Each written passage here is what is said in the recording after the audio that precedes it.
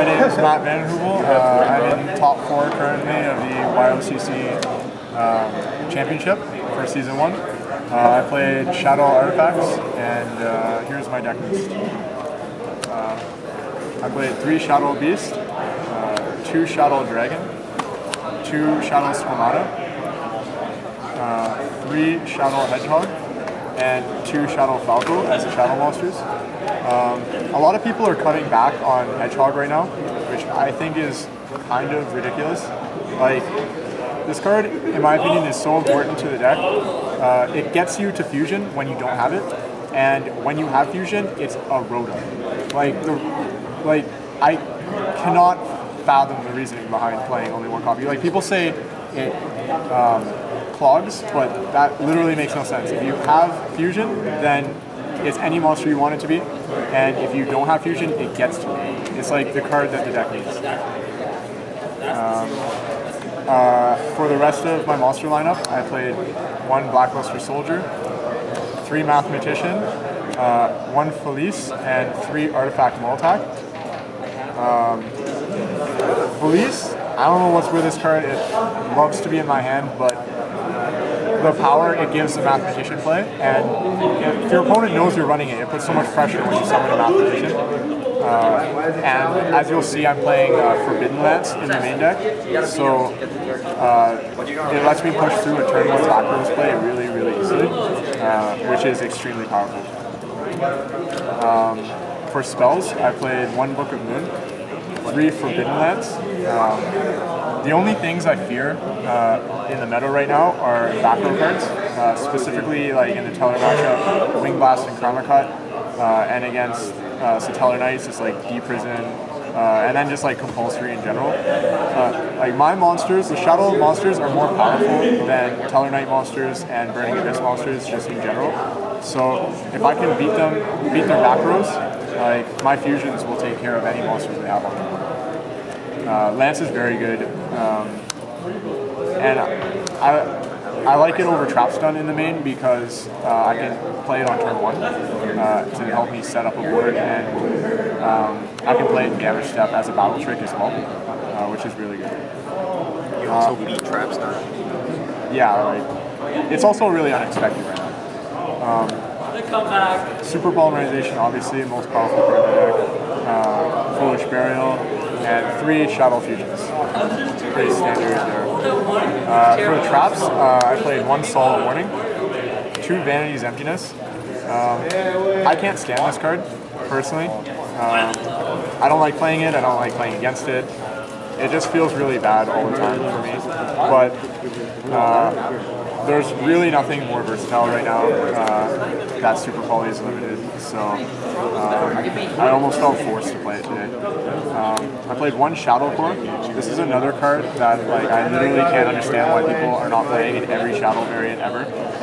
It gives you a long-lasting grind game and cuts down on the number of materials it takes for you to perform each fusion summon in the mirror, which is so huge because you do run out of monsters if you get stuck into those grind games. You fought 50 battles.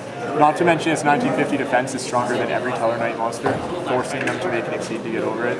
And it's quite good against Burning Abyss. It's pretty much essentially against Burning Abyss because they frequently Wing Blast and Karma Cut your fusion.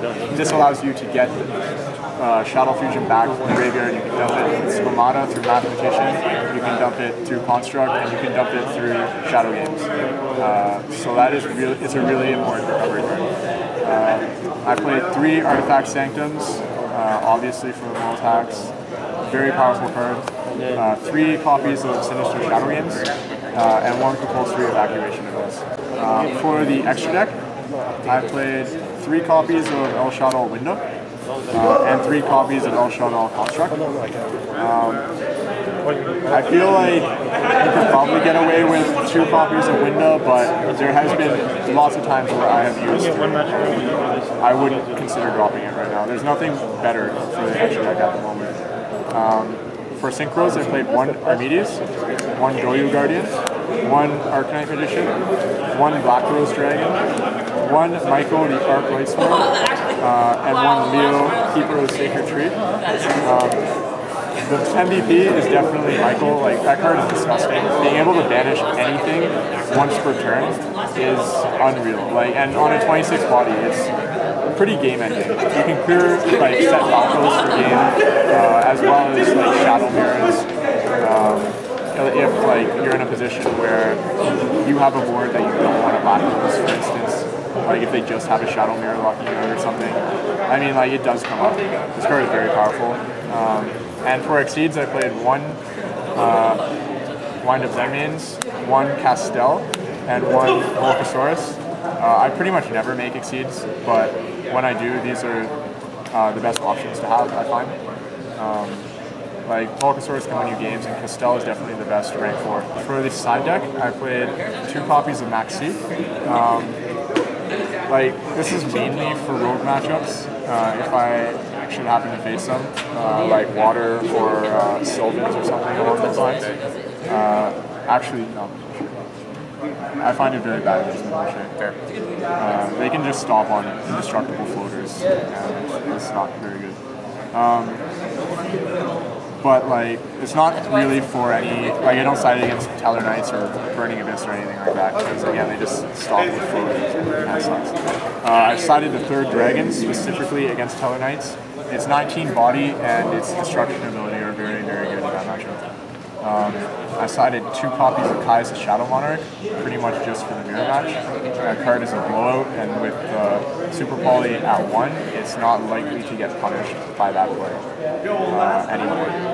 I played 3 Mystical Space Typhoons for Teller Knights and Burning Abyss, if they're siding in stuff like non-fusion area. 1 Mind Control is the stupidest card in the mirror match by far. Like, I really wish it was banned. I'm not really going to say much about that at the moment. I played 3 copies of Trap Stun, specifically for Teller Knights. You can black lose them and pretty much leave them with like an Altair in hand, and then follow it up with a window play, and they got nothing on that. Unless if they have a breakthrough skill in Grave, like, but then you just plan ahead for that kind of thing. Like, this is a very good card for outing multiple floodgates at the same time, and then popping them with dragons, or like, just like locking out of vanities for a turn, and then when it flips back on, it prevents them from making their Altair plays, which is really big. And I sided 3 copies of Chain Disappearance for the Burning Abyss matchup. If played right, this is a very powerful card. I mean, late game, it's not very good, but if you can get it early, like, the reason I played the full 3 copies is because I want to see it as early as possible and hit out, ideally, like, the first Storm if they bring it off Tour Guide, or if they revive it with Seer or something. Like, hitting Storm is really important. Or hitting Dante, if you hit the first Dante. Like, as the game goes on, it gets less and less powerful as I get a grave, but it's still a very good card overall. Anything that I changed right now, like, I'm going to look around for replacements for Banning Emptiness. I know it's like the favorite card of the format, but I cannot stand that card.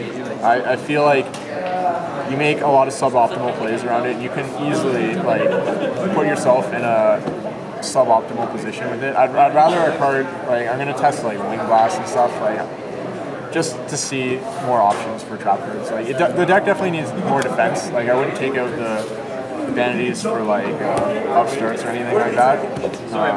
But I'm not satisfied with how Emptiness is progressing at the moment. Alright, congratulations on making top 4. Good luck top 4 as well. Alright, thank you. Thanks.